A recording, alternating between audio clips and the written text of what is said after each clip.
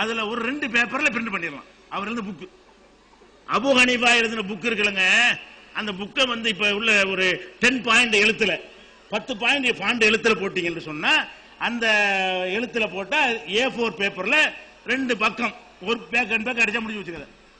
இதுதான் Abu Hanifa எழுதின கிதாப். மொத்த கிதாபே அவ்வளவுதான். அவர் பேர்ல என்ன, அவர் கிதாபே எழுதுனது கிடையாது, அவர் அறிவு என்னன்னு எங்களுக்கு தெரியாது, அவர் மக்களுக்கு எந்த தொன்று ஆற்றினது கிடையாது, அப்படியான எந்த ஒரு ரெக்கார்டுமே கிடையாது. சில பதவிகளை அந்த முஸ்லிம் ராஜாக்கள் காலத்துல வகித்து இருக்கிறாரு. இன்றைக்கு ஈராக்குகளை எல்லாம் அவர் டெவலப் பண்ற பொறுப்புல அந்த காலத்துல இருந்தார் அவரு.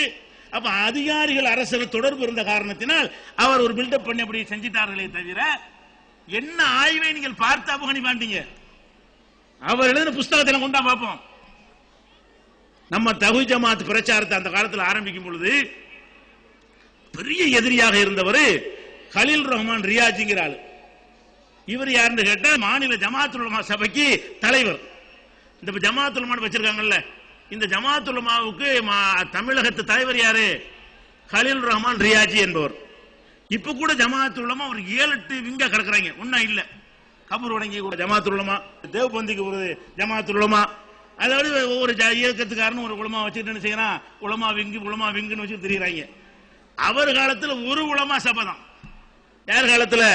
கலீல் ரஹ்மான் ரியாஜி அவர்கள் ஜமாத்துல் உலமாவுக்கு தலைவராக இருக்கும் பொழுது அனைத்து பிரிவுக்கும் சேர்த்து ஒரு தலைவராக இருந்தார். அவர் மதரசாவில் முதல்வராக இருந்திருக்கிறார்.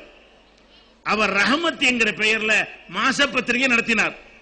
அப்ப நம்ம ஒரு கேள்வி கேட்டோம், நீங்கள் ஹனபி மதுஹப் என்கிறீர்களே, அப்ப அந்த ஹனபியை நாங்கள் பின்பற்றுவோம், அவர் புஸ்தகத்தின் ஒரு பட்டியலை உங்களுக்கு வெளியிட முடியுமா? இந்த மாதிரி ஒரு கூட்டத்தில் கேட்டோம். உடனே அவர் பதில் எழுதுறாரு. என்ன பதில் எழுதுறாரு? இந்த மாதிரி கேட்கிறாங்கன்னு ஒரு கேள்வியை கேட்டு விட்டு அதுக்கு அவர் பதில் போடுறாரு. அபு ஹனீஃபா அவர்கள் நிறைய நூல்கள் எழுதினார்கள், அதை எதிரிகள் எரித்து விட்டார்கள், இப்ப எதுவுமே இல்லை. யார் சொல்றா? ஜமாத்துல் உலமா தலைவர் ரஹமத் என்ற தமிழ்ல வந்த மாத இதழ்ல இந்த கேள்விக்கு பதிலாக சொல்லும் பொழுது அபு ஹனீஃபா நிறைய எழுதினாராம். எதிரிகள் எதிரி இருக்கிற அளவுக்கு ஒன்றும் அப்படிலாம் பண்ணல ஃபைட்டு. ஒரு அஹமது ஹம்பலுக்காவது அந்த எதிரிகள் நிறைய இருந்தாங்க. அந்த காலத்தில் உள்ள தீய சக்திகள் எதிராக ஃபைட்லாம் பண்ணியிருக்காரு. இப்ப தௌஹீத் ஜமாத் மாதிரி போற களத்தில் இருக்கோம்ல, அப்படியான வரலாறு இவருக்கு இல்ல. சரி இருந்தாலும் வச்சுக்கிடுவோம். எதிரிகள்லாம் ஒரு புஸ்தகத்தை அழிச்சிட்டாங்கல்ல, விட்டுரு. வேற ஏன் அவர் புஸ்தகம் இல்ல இல்லடா, இருந்தா கொண்டாந்து காட்டு, நல்லா இருந்தா ஏத்துக்குருவோம். அவர் புஸ்தகம் எழுதினாருங்க, நாங்க எழுதலங்கிறோம், எழுதினாருங்கிற 2 பேருமே இல்லங்கிறோம். எழுதினாருங்கிற நீ என்ன செய்யற, அந்த புஸ்தகம் இல்லங்கிற, இப்ப எழுதலங்கிற நாங்களும் இல்லங்கிறோம்.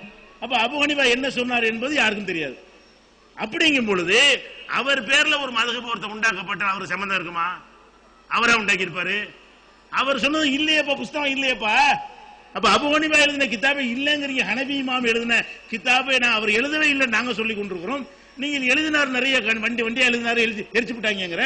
சரி வச்சு யாரு எரிச்சா, அது வரலாறுல கிடையாது, அது எங்களுக்கு தேவையும் கிடையாது, அதுல போய் நாங்க மண்டைய போடும் தேவையில்லை. இப்ப இல்லன்ட்டு அது போல எங்களுக்கு எரிச்சு காண போனா என்ன, அவர் எழுதாம காண போனா என்ன இல்ல. இப்ப என்ன பேச்சு? அபு ஹனீஃபா பேர்ல ஒரு கிதாபும் உலகத்துல இல்லை என்று சொன்னால் ஹனை மதுஹப் என்ன?